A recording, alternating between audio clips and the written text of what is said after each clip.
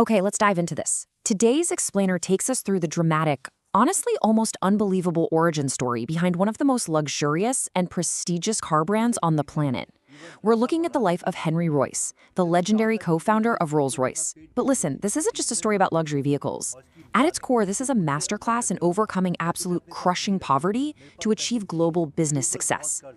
So, how exactly did a starving boy build a luxury empire?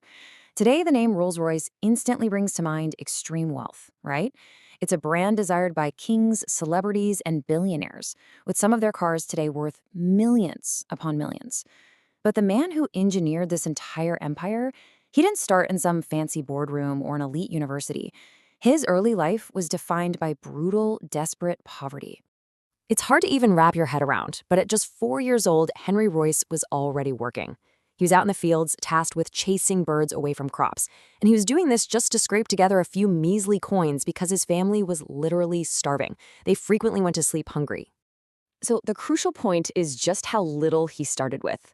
His father owned a tiny flour mill, but the business kept failing and eventually collapsed under heavy debt.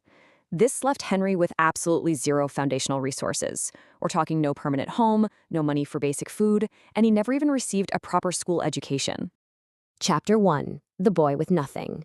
After his father passed away from the immense pressure of their financial ruin, his mother was left with an impossible burden.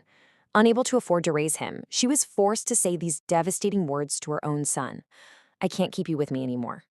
He was actually sent away to live with another family, surviving on extremely limited rations of just bread and milk.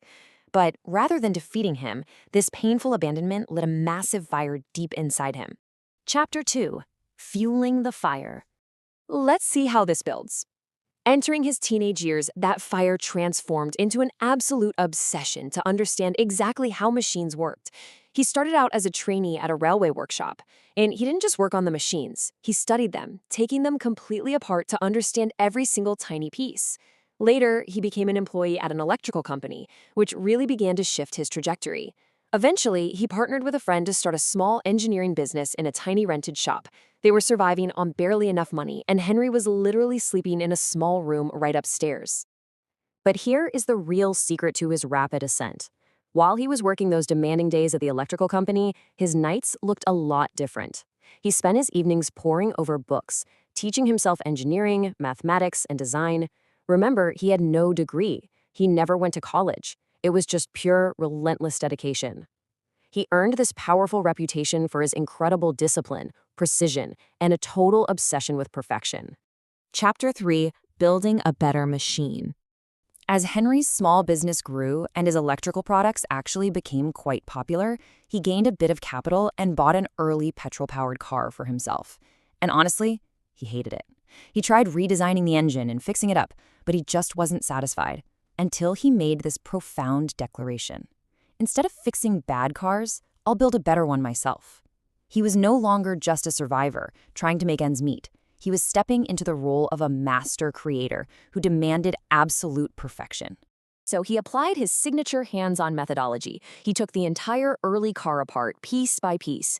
He fundamentally redesigned the engine and the structure. After years of grinding, hard work, he built a completely new vehicle. The result was a revolutionary automobile that was smoother, quieter, and vastly more reliable than anything the public had ever seen before. A real game changer.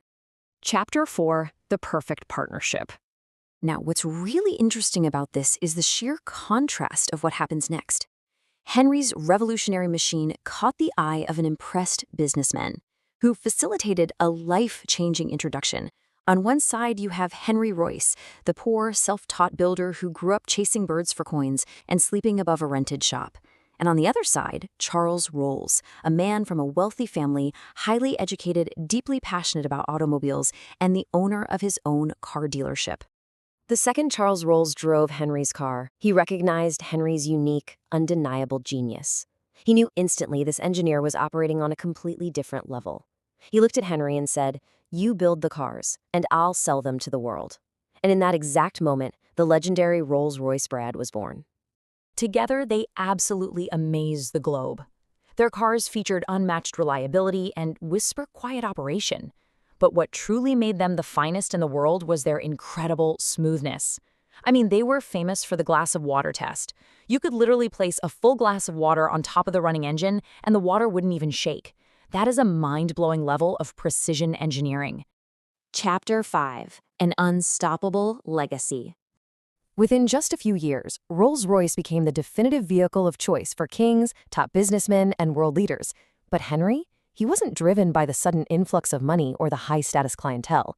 He was driven by this one guiding principle: whatever you build, make it the absolute best.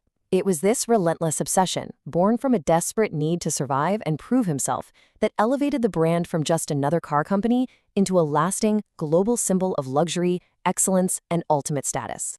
And you know what's wild? His engineering genius didn't even stop at cars. Henry expanded his vision to aviation, building aircraft engines that became famous worldwide for their immense power and reliability. He was so dedicated to his craft that he worked nonstop, which actually eventually destroyed his health. Yet his commitment never wavered. He was reportedly still sketching mechanical designs just hours before his death. And this brilliantly illustrates our main takeaway. A boy with no home, no money, and no education conquered the world simply because he possessed an unstoppable hunger to become better. He turned extreme adversity into legendary global business success. So as we wrap up this explainer, I want to leave you with this to chew on. What could you build, create, or overcome if you applied that same relentless, unstoppable hunger to your own life?